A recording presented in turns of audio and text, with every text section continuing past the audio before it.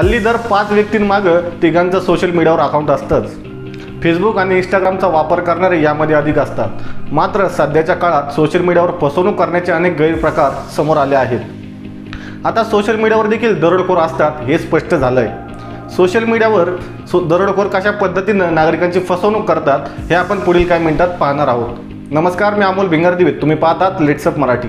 अनेक दरोडेखोर फसवणुकीच्या उद्देशाने फेसबुक आणि इंस्टाग्राम यांसारख्या प्लॅटफॉर्म्सवर दाबा धरून बसलेले असतात।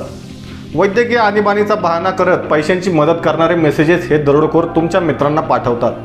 आपल्या फ्रेंड लिस्टमधील व्यक्ती असल्याचे समजून कोणीही त्यास 5-10 हजारांची मदत करण्यास तयार होतात। हा मैत्रीचा हात पुढे केल्यानंतर तुमच्या फेसबुक अकाउंटवरून माहितीची चोरी करत खंडणी मागण्याचा धोका असतो। आता या फसवणुकीपासून नेमकी कोणती काळजी घेतली पाहिजे हे आपण पाहूयात। अनोळखी व्यक्तीची फेसबुक किंवा इंस्टाग्रामवर आलेली कोणतीही फ्रेंड रिक्वेस्ट स्वीकारू नका।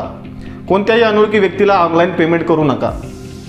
सोशल मीडिया प्लॅटफॉर्मवर वैयक्तिक किंवा गोपनीय माहिती शेअर करू नका। दरम्यान सोशल मीडियावर कुणीही मदत मागितल्यास त्याची शहानिशा करून घ्यावी। ही माहिती तुम्हाला कशी वाटली हे आम्हाला कमेंट बॉक्समध्ये नक्की कळवा आणि अधिक माहितीसाठी डाउनलोड करा लेट्सअप ॲप। धन्यवाद।